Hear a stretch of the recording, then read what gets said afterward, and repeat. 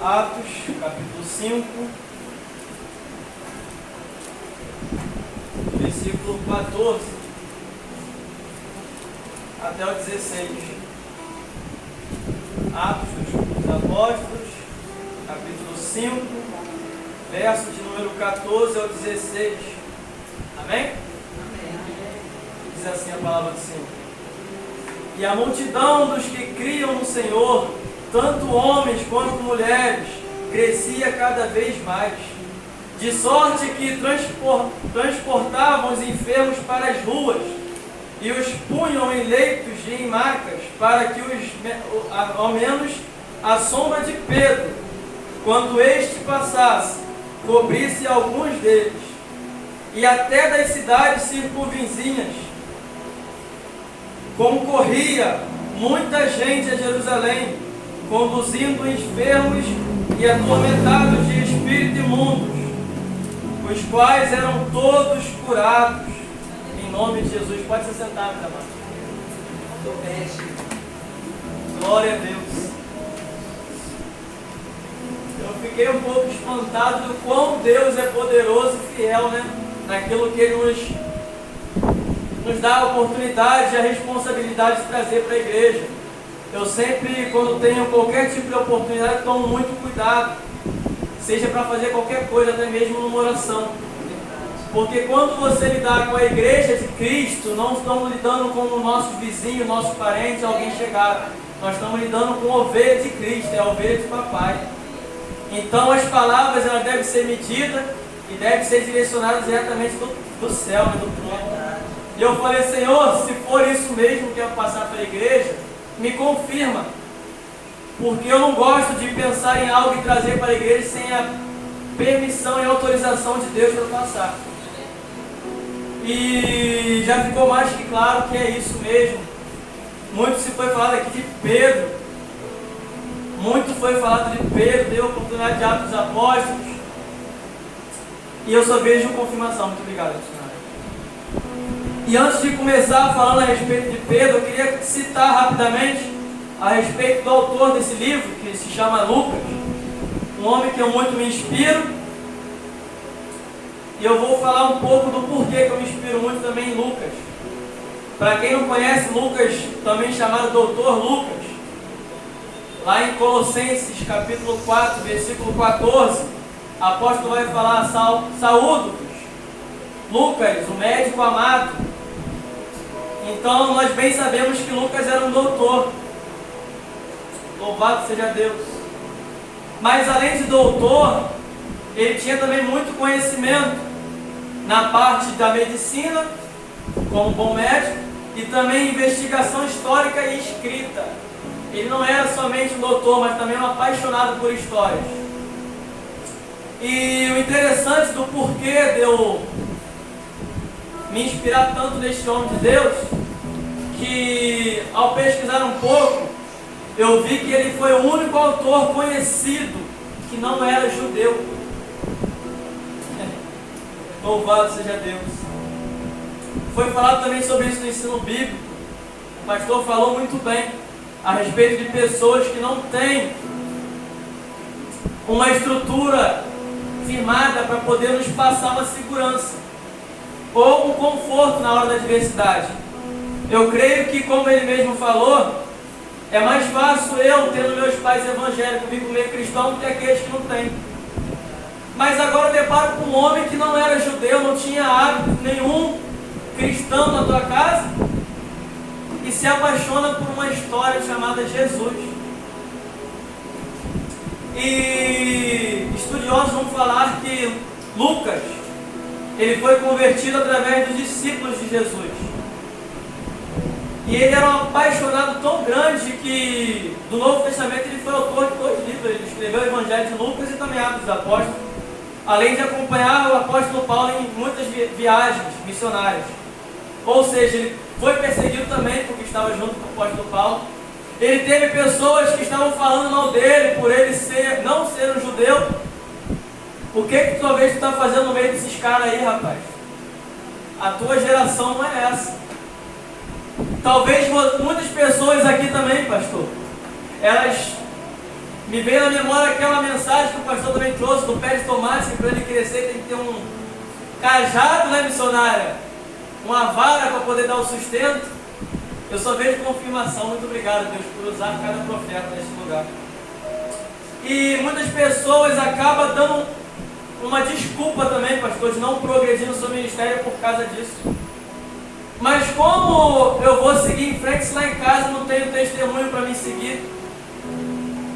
Como que eu vou fazer tais coisas se na minha casa, na minha vizinhança não tem quem faça?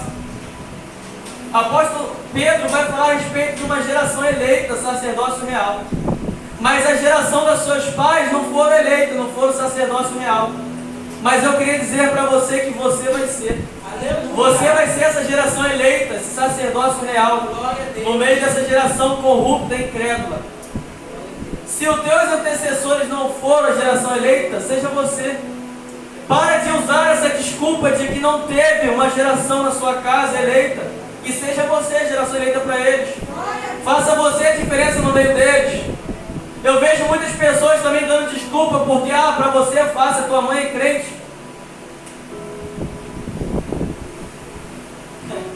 Realmente pode ser difícil para você não ter uma mãe crente, mas a tua sede de buscar algo, de querer conhecer verdadeiramente quem é Jesus, tem que ser maior do que isso. A sua vara não tem que ser uma desculpa para você se apoiar. A sua vara tem que ser, sabe o que? Determinação, vontade de querer saber, de querer aprender, de querer crescer. Porque foi isso que eu enxerguei nesse jovem, nesse homem de Deus, conhecido como Dr. Lucas. Ele foi um homem ao qual não esteve presente no momento em que Jesus estava ensinando, não esteve ali junto com Jesus. Mas ele teve um evangelho todo contando a vida de Jesus.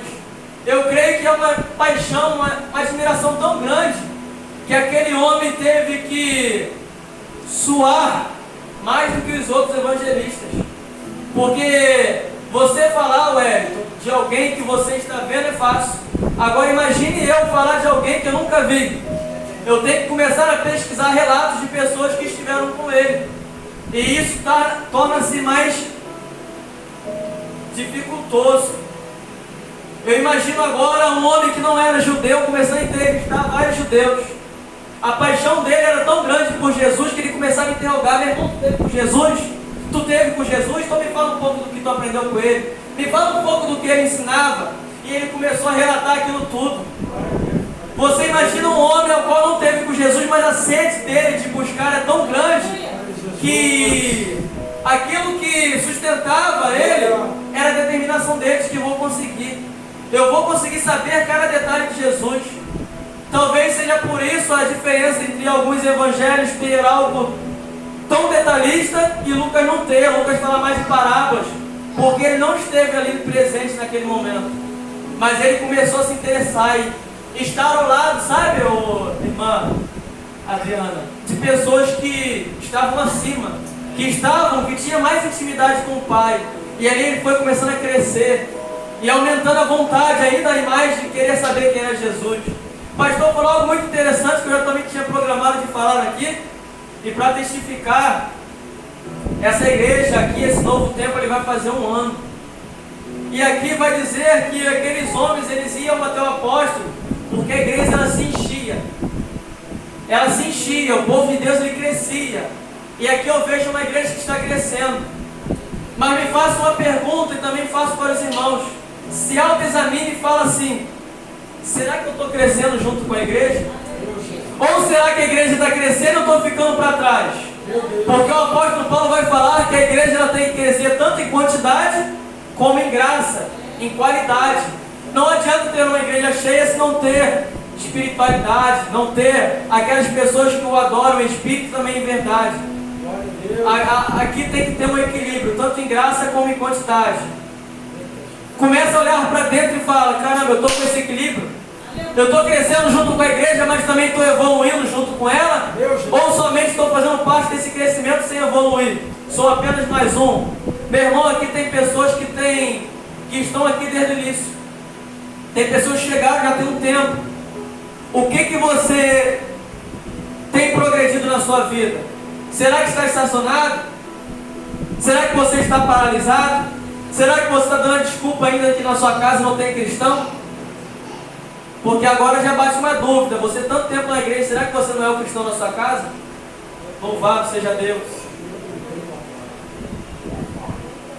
Eu não queria falar sobre isso, mas eu senti a necessidade de falar.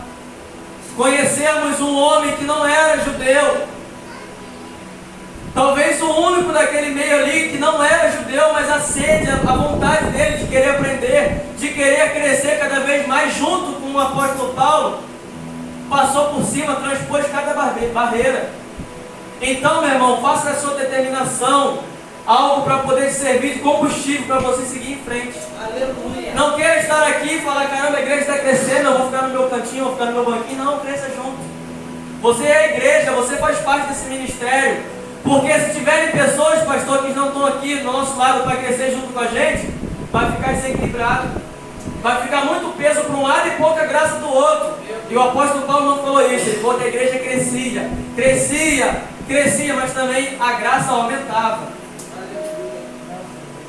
E agora, eu quero falar de um outro homem também que muito me serve de inspiração, que é o apóstolo Pedro. Louvado seja Deus. E eu procurando alguns dos evangelhos para poder falar um pouco sobre Pedro. Meu irmão, eu fui impulsionado a falar no evangelho de Lucas. Deus é fiel. Deus, aleluia. E Pedro, o pastor já falou quase tudo aqui. Eu falei, poxa, pastor, quer pregar por mim? Não, já falou tudo aí, meu irmão. Tudo que eu programei, o pastor estava falando. Pedro foi um homem que arrancou a orelha. Pedro foi um homem que caminhou por cima das águas, depois afundou. Pedro foi um homem que negou Jesus não uma vez, não duas, mas três. Pedro foi um homem que todo tempo estava se determinando a querer aprender, a querer evoluir. E era por isso que ele recebia tanta exortação. E tem pessoas hoje em dia que não gostam de receber exortação. Louvado seja Deus. Eu separei aqui 7 pontos para me destacar sobre Pedro, antes de chegar lá na frente. Porque na palavra que nós acabamos de ler, dizia que os enfermos eles eram colocados em pontos estratégicos, para quando aquele homem de Deus passasse pelo menos a sua sombra, passasse alguma parte do corpo deles para serem sarados. E a Bíblia diz logo no versículo 16, que todos eles eram sarados, todos eles. Louvado seja Deus. Agora eles vão ver um Pedro, ao qual os estudiosos vão falar que ele era até analfabeto, um homem que estava no princípio do seu ministério, e lá na frente um homem que era tão cheio de Deus que até a sombra deles, as pessoas diziam que curava. Louvado seja Deus. E no primeiro encontro de Jesus com Pedro, no Evangelho de Lucas, capítulo 4, 38, Jesus vai entrar na casa da sogra dele. E ali eu creio que Jesus ministrando, Jesus intercedendo, Jesus levando, manifestando a cura, despertou um interesse em Pedro, ou menos uma curiosidade de saber quem era aquele homem. E passado algum tempo, isso foi no primeiro ponto. No segundo ponto, ao qual todos nós conhecemos, ao qual foi aquela pesca maravilhosa, ao qual tinha Jesus passando, ensinando para uma grande multidão. Só que a multidão era tão grande que sufocava ele, apertava, e ele avistou alguns homens e alguns barquinhos, e ele entrou num barco que era, por saber, de Simão Pedro, e ele vai falar com Pedro para poder afastar um pouquinho, e ele vai obedecer ao mestre, e aí ele vai começar a palestrar com aquela multidão. E o interessante é que Pedro ali, lembrando talvez, caramba, esse Jesus foi aquele mesmo que curou a minha sogra. Esse cara aí, ele tem um toque especial, ele tem um brilho, ele tem um negócio diferente nele. E ali lavando a rede, meio cabisbaixo, não peguei nada, não sei como é que vou chegar em casa, não sei como é que vai ser. E ele talvez ouvindo, sensível à voz de Jesus, Jesus vai acabar aquela pregação, e ele vai falar, poxa Pedro, tu não pegou nada aí, né, meu irmão? E ele vai falar assim, faz o seguinte, vai mais um pouquinho com o mar alto e lança a rede, lá onde você não pegou nada. E talvez, se a gente não analisássemos o primeiro ponto, ao qual o primeiro ponto de Jesus com Pedro, nós iríamos falar, Pedro era maluco. machucado. Mas Pedro já sabia, porque antes tinha acontecido um negócio. Jesus tinha curado a sogra dele, então aquele homem não era qualquer um. E ele vai atender, ele vai falar: mestre, eu tenho pescado a noite toda, não peguei nada, eu sou especialista. Mas porque foi você que falou, eu vou atender. Porque lá atrás tu teve credibilidade. Tu fez algo que eu achei em tu graça, mestre. Tu és diferenciado. E ele, ao atender aquilo, ele vai começar a lançar a rede. E vai falar: não é possível, aquele homem já curou minha sogra, será que esse homem é tão diferente assim, vai me abençoar também? E nisso ele se surpreende, aquelas redes quase se romper, o barco quase se afundar. E era tanta bênção que ele vai chamar os outros barcos para poder compartilhar. Louvado seja Deus. E logo depois, Jesus fala para ele que ainda tinha coisas maiores para a vida dele. E ele não seria mais pescadores de peixe, mas sim pescadores de alma. Talvez quando Jesus foi apresentado para você, talvez não era nem para você, assim como Pedro conheceu Jesus, não era nem para ele, era para a sogra dele. Mas eu creio que tudo tem um propósito. Talvez você, quando ouviu falar de Jesus, você só queria vir aqui para poder conhecer ou ver o que Jesus fazia. Mas quando você vê Jesus fazendo e operando milagres próximo de você, e Ele te chama para poder viver esse milagre, eu creio que a coisa muda. Eu creio que Pedro entendeu que não era para ele continuar da mesma forma que ele estava. E ele vai largar tudo e vai começar a seguir o Mestre. O presbítero Júlio falou algo muito interessante a respeito disso. Um homem que acabou de ser abençoado com tantos peixes, e logo depois larga tudo para seguir o Mestre. Ou seja, eu entendi que aquele homem chamado Pedro, ele entendeu que maior do que a bênção é o dono da bênção. João 5 vai falar a respeito de um homem que estava enfermo lá, coxo, paralítico. Louvado seja Deus. Ao qual ele estava esperando uma bênção de ser curado daquela enfermidade. Só que ele não podia, que toda vez que chegava a vez dele, alguém passava à frente e descia no tanque. E Jesus chegando, o dono da bênção, vai olhar para ele e vai falar: tu queres ficar são? Queres ser curado? Ele vai falar: como que eu vou ser curado se não consigo? Não tenho força para poder me colocar lá dentro e ninguém me ajuda, a pessoa está na minha frente. E Jesus vai fazer um milagre naquele momento. E aquele homem vai meter o pé e vai deixar o dono da bênção. Talvez ele fez a escolha ao contrário do que Pedro fez. Pedro entendeu que o dono da bênção é maior do que a bênção. E eu queria te confrontar nesse momento, também me confrontar. Será que o que eu tenho pedido a Deus, lá na frente, no dia que eu tiver que abrir mão, eu vou ser capaz de abrir mão para poder me sujeitar à voz dele? Ou eu vou colocar aquilo que ele vai me dar na frente ou acima do que ele é? Agora eu entendo por que no ensino bíblico falar de Jó. Porque Jó foi um homem tão abençoado, mas quando teve aquela palavra de abrir mão, ele entendeu porque Deus era maior que tudo que ele tinha. Ele entendeu que Deus estava acima de qualquer coisa que ele possuía. Louvado seja Deus. E o terceiro ponto, muito interessante, é quando Jesus vai operar o milagre da multiplicação dos pães. Eles vão perceber que já é tarde, ser discípulos dele, e ele vai determinar que os discípulos fossem para outra margem do rio. E isso já estava bem à noite, já na madrugada. E Jesus foi ter com eles, só que não tinha mais barco. Jesus, ele vai andando por cima das águas. E os discípulos atemorizados, eles começam a gritar: é fantasma. E Jesus vai falar: ei, calma que sou eu, não tem fantasma nenhum.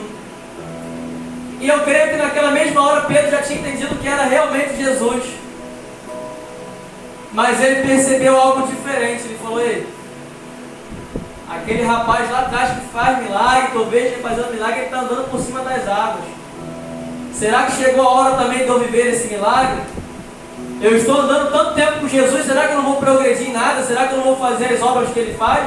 Meu Deus. Será que esse ministério está se levantando e eu vou continuar na mesma situação que eu estava lá atrás quando eu comecei? Será que a igreja crescendo, os dons, os talentos sendo distribuídos, eu vou ficar lá atrás? Será que eu não vou vivenciar esses momentos de aleluia, de milagre? Será que eu não vou viver também esse milagre? E eu creio que foi por isso que Pedro falou isso para Jesus. Ele não falou porque ele estava com dúvidas de ser o mestre, não.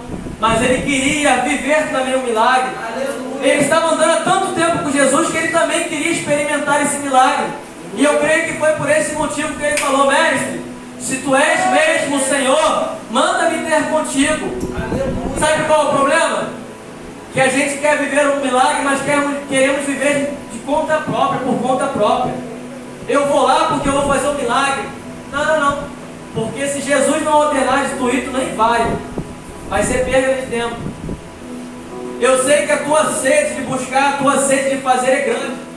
Mas enquanto Deus não determinar de você ir, não vai. Não queira estar onde Jesus não determinou para você estar. Louvado seja Deus. E Jesus vai falar: vem Pedro, pode vir. Eu creio que naquele momento Jesus estava vindo e Jesus vai parar. Vem Pedro, agora é a tua hora. E ele automaticamente vai sair do barco e vai começar a andar sobre as águas. Creio eu que aqueles discípulos que do lado dele estavam no barco vai falar: caramba, Pedro é maluco. Sai daí, rapaz, tu vai afundar, tu vai morrer. Sabe por quê? Tem pessoas que até estão do teu lado, estão ali vivenciando um milagre, mas quando chega a tua hora de vivenciar esse milagre, de fazer o milagre, aqueles que não querem ter compromisso começam a querer se travar. Meu Deus. Começa a querer falar assim: não vai não, meu irmão. Não vai não, não faz não. Não se empenha nessa obra não. Jesus. É tão bom ficar aqui no cantinho sentado, quietinho, parado. Não deixa ninguém atrapalhar teu ministério. Não deixa ninguém parar o teu crescimento. E Pedro entendeu isso. Pedro não deu ouvido a ninguém. Pedro só foi caminhando sobre as águas. Mas chegou um certo momento que Pedro começou a olhar o vento, aquele mar furioso, e ele começou a afundar. Creio eu que vai ter momentos no qual nós vamos também ir de encontro à palavra do Senhor, mas vai ter momentos no qual nós vamos decair, porque ninguém é de ferro. Talvez aquele momento no qual você vai estar abalado psicologicamente, você vai estar com aquele humor não tão bom, talvez você só quer ficar no seu cantinho, mas isso também é ministério.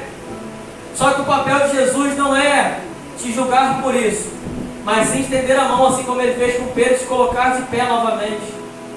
E logo após Jesus estender a mão e colocá-lo de pé, eu te pergunto: como é que eles voltaram para o barco? Será que eles foram flutuando?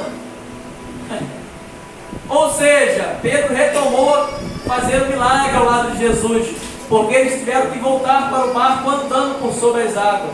Não queira pensar que ele afundou, levantou e já apareceu no barco. Não, ele teve que caminhar por cima das águas de novo. Entenda que vai ter momentos no qual você vai talvez cair, você vai talvez tropeçar, mas jamais se esqueça que Jesus está ali de braços estendidos para poder te colocar de pé novamente. Não queira achar que a tua ajuda vai vir de pessoas que estavam no barco, porque eles nada poderiam fazer. O teu socorro ele vem de Jesus, clame a Ele. Agora eu entendo talvez por que eu não devo postar nas redes sociais quando eu estou passando por vento.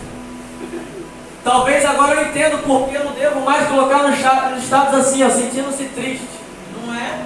Talvez agora eu entendo por que eu não devo postar no Facebook: a minha família, a minha vida está assim, está assado.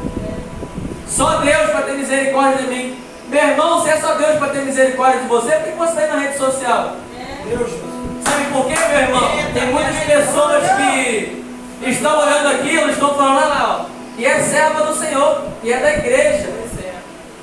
Se ela que é da igreja, se ele que é da igreja está assim, eu não quero estar lá não, meu irmão, porque eu estou bem aqui no mundo. A tua vida tem que servir de inspiração para alguém. Começa a pregar a Jesus. Sabe por quê? Se você pregar você, vai ter um momento que você vai, ó, E a pessoa vai ralar. Porque ela estava se escorando em você, você caiu, quem é o apoio dela?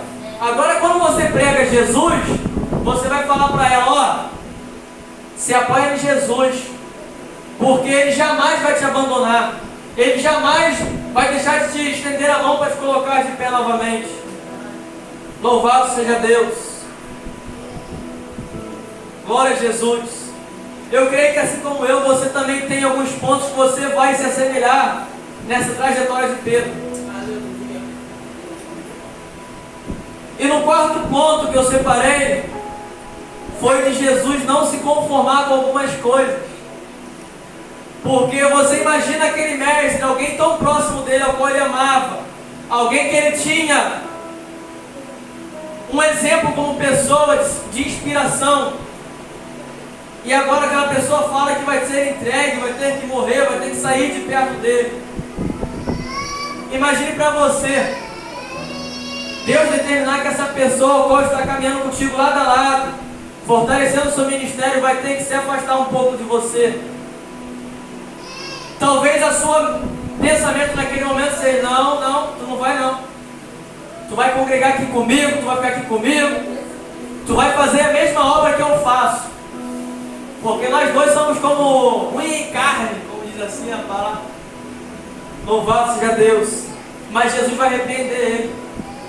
Mas não porque ele tinha um pensamento muito errado, não. Porque ele era ser humano igual a você. Talvez nós também deixamos de abrir mão de algumas pessoas que são próximas da gente, para que a vontade de Deus seja soberana.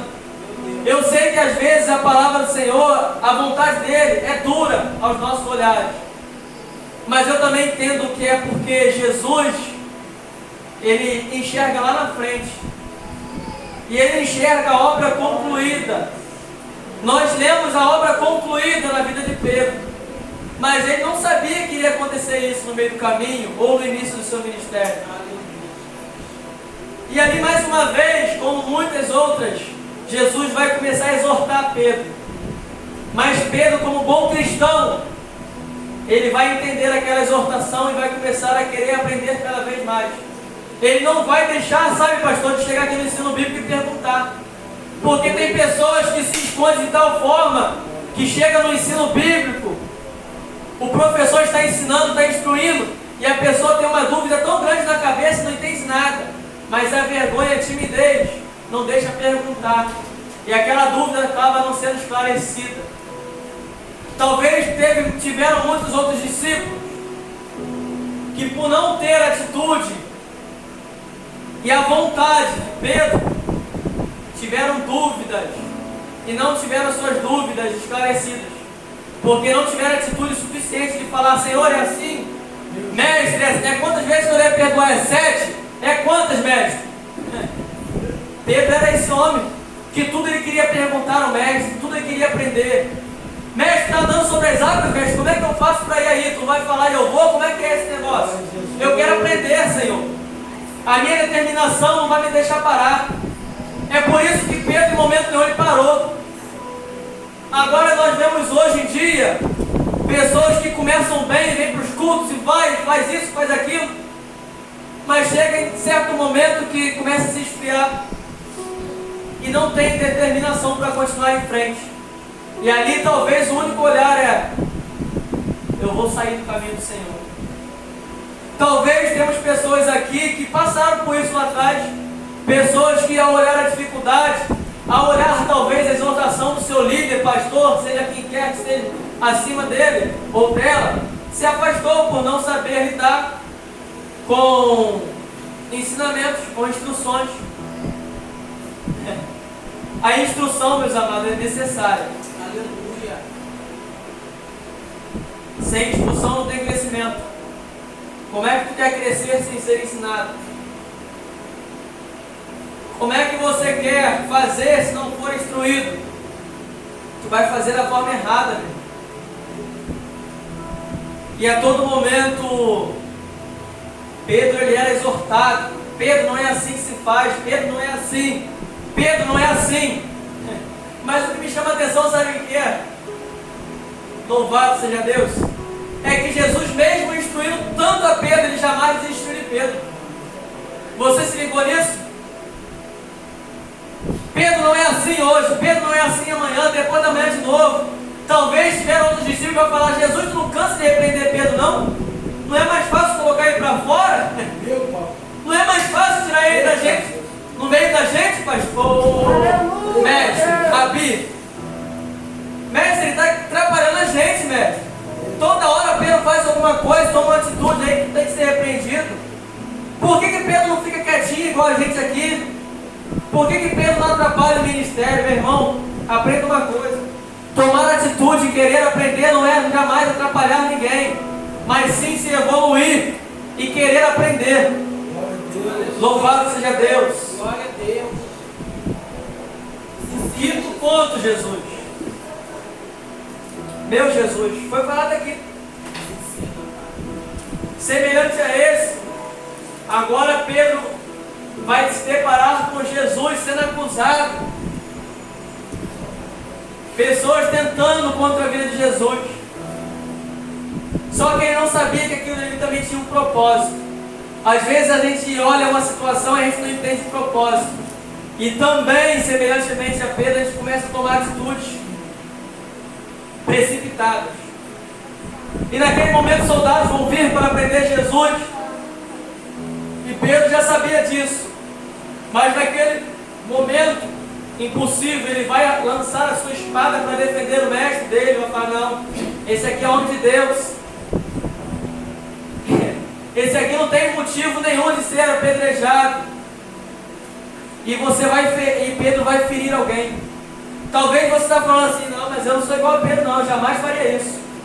Mas sabe aquela pessoa com qual você ama muito, e vem outras pessoas falar mal dele para você, vem querer atingi-lo, vem querer falar algo que talvez fere você, por ter um grau de intimidade tão grande com aquela pessoa, e você acaba por agir precipitadamente, você acaba ferindo aquela pessoa. Ferir não quer dizer, aleluia, literalmente de lançar a mão na espada e arrancar o membro de alguém. Não. Você pode também ferir com palavras. Talvez agora você está se colocando na posição de Pedro. E você vai falar: caramba, por diversas vezes também já feri alguém para defender outra. Louvado seja Deus. Ferir alguém também com palavras para poder defender outra também pode ser repreendido, sim. Porque não foi isso que Jesus nos ensinou. Mas ele falou que se alguém te bater numa face, você dê a outra. Glória a Deus. Louvado seja Deus. E o sexto ponto também foi dito aqui, que Pedro nega Jesus. Ô Senhor. Não, mas isso aí, obreiro, isso aí eu nunca fiz não. Negar de não. Pode vir qualquer um falar aí. Eu sigo Jesus, eu creio no Senhor. Jesus é aqui, ó. Está no meu coração. E se eu te falar que você já negou Jesus várias vezes? Eu conversando com um amigo meu, uma pessoa querida, a gente chegava ao ponto de falar: caramba, aquela pessoa é de Jesus e tal. E eu falei assim: caramba, rapaz, mas a gente tem que vigiar, que a gente tem que ter mais misericórdia do próximo. E aquela pessoa vai olhar para mim e vai falar: não. E nós acabamos entrando no assunto de pena de morte. E eu falava assim: caramba, cara, mas eu, como bom cristão, eu sei que nós não devemos ser a favor da morte, porque Jesus ele não foi a favor da morte, mas sim da vida. Porque Jesus ele veio para quê? Para dar vida e vida com abundância. Jesus não veio para decretar pena de morte para ninguém. Louvado seja Deus. E se eu sou a favor de pena de morte, seja qualquer que seja o delito daquela pessoa, eu estou indo contra Jesus, eu estou negando o nome dele. Porque negar a Jesus é eu ir contra com o que ele pregava, o que ele nos ensinava. Negar Jesus não é literalmente falar que eu não conheço ele, eu não sei quem ele é. Negar Jesus é eu ir contra aquilo que ele me ensinou. Isso é negar Jesus. Talvez agora você está olhando para si mesmo e está falando: caramba, eu neguei Jesus. Mas o interessante do Pedro é que logo após ele negar Jesus 3 vezes, ele vai cair sobre si e vai falar: puxa vida, eu neguei a ti, Senhor, me perdoa. Mas o grande problema é como nós negamos a Jesus e não caímos assim e pedimos perdão. E isso sim é frustrante. Porque negar a Jesus está dentro do conforme. Tiveram momentos ao qual eu também neguei Jesus. Mas tem que haver aquele autoanálise, aquele momento que nós paramos e passamos. Puxa vida, errei aqui. Senhor, me perdoa.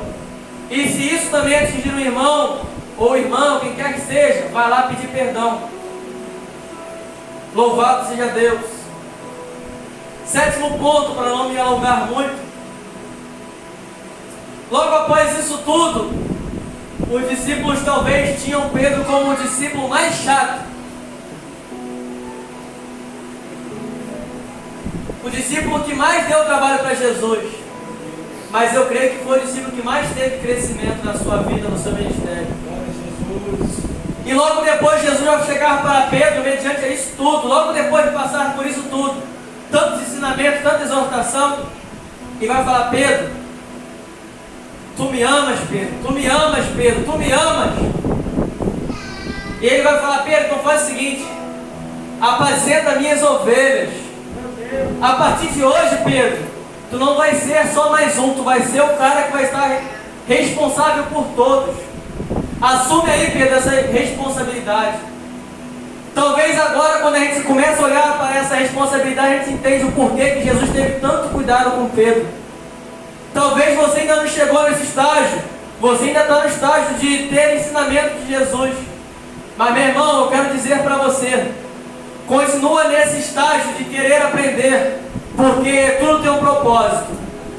E se alguém, pode ser que não seja Jesus, mas sim um anjo enviado por ele, está te instruindo e se preocupando tanto com você, dê crédito, porque ele enxergou em você valor para estar fazendo isso tudo.